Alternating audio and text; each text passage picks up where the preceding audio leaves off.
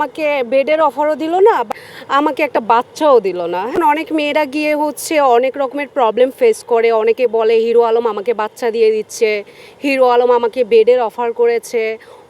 অনেক মেয়ের অনেক গন্তব্য তারা চালু করে রেখেছে, কিন্তু কাজ পর্যন্ত তো আমি যাচ্ছি, তাদের আগে কিন্তু আমি হিরো আলম ভাইয়ের এখানে যাচ্ছি।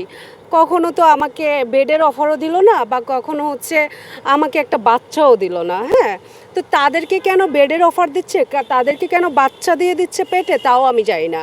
এখন আমার প্রশ্ন হলো, হিরো আলমের সাথে তো আমার অনেক আগে থেকে পরিচয়, তাহলে আমার সাথেই তো এসব করা উচিত ছিল, কিন্তু আমার সাথে তো এসব করলো না, তাদের সাথে করলো। তো সেই সুবাদে আসলে একটা মানুষ সবার কাছেই ভালো থাকতে পারে না, ঠিক আছে?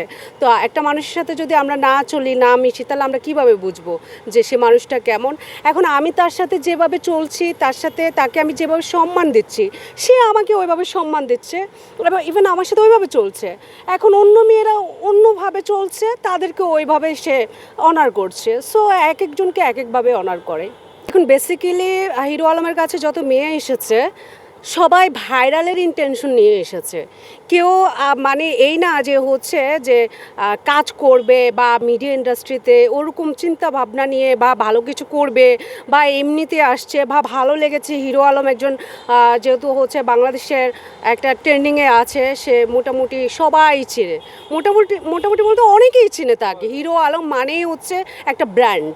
সো হিরো আলমকে সবাই চিনে। তো অনেক মেয়েরা বেশিরভাগই আসে ভাইরাল হওয়ার জন্য। তো ভাইরাল হলে তারা তাদের মতো করে কিছু একটা রটিয়ে তারা চলে যাবে।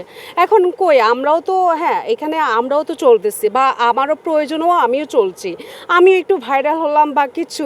হ্যাঁ, তো এই না যে তার নামে বাজে নোংরা রিউমার ছড়িয়ে দেন আমি উল্টো পাল্টো কথা বলবে, এরকমও আমার মধ্যে কাজ করে নাই।